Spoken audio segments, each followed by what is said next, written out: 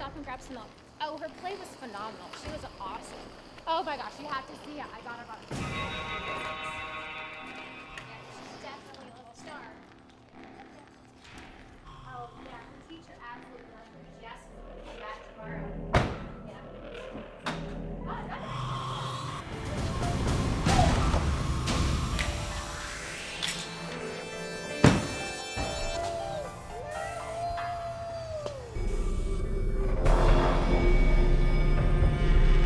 Oh, When we think in terms of personal defense, we think in terms of four primary principles: prevent, deter, detect, and defend.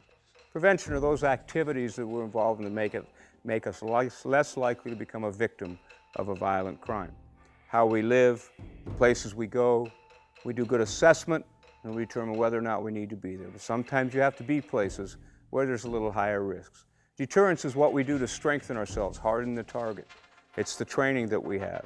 It's the types of vehicles, the locking systems and the doors, the things that we do to make it harder to penetrate our defenses and endanger us. Detect is our ability to spot an attack as far out as possible. Utilizing principles of risk management, we look and determine whether or not we can detect someone who's approaching at the wrong place or time. We need to be aware of what's going on around us. We're in condition yellow. We're situationally aware of what's going around us 360 degrees at all times. We're also very sure of those areas that are vulnerable, those times when we are most vulnerable. And one of those times is when we have our children with us. We are most vulnerable when we have small children and we're moving them places, in and out of cars and in and out of doors. We have a tendency to focus on our children, and we cannot lose sight of what's going on around us.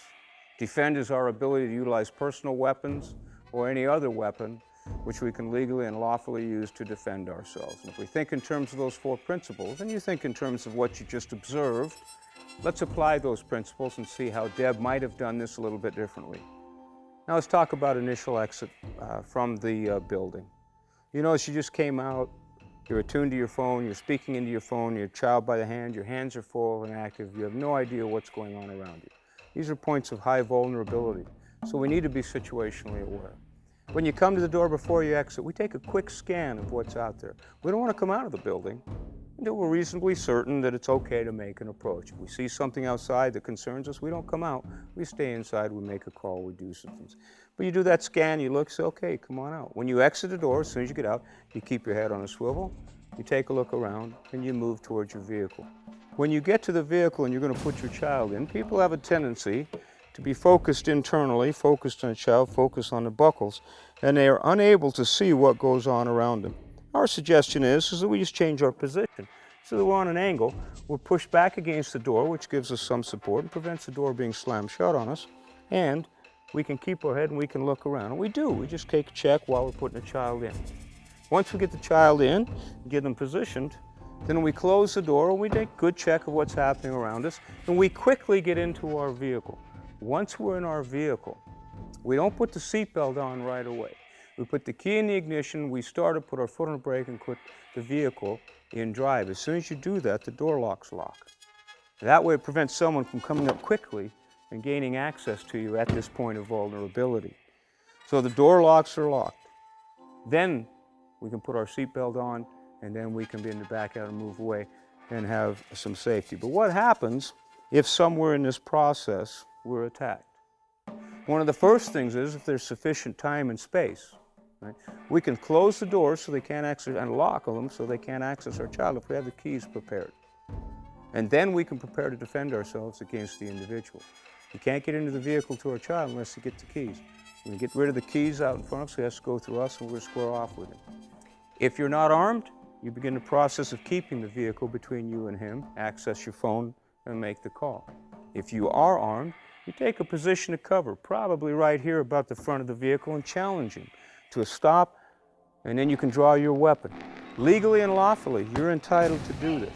Remember, at least here in the state of Utah, if you're in fear of imminent attack or assault with potentially deadly force, or the commission of a forcible felony, you're entitled to use deadly force.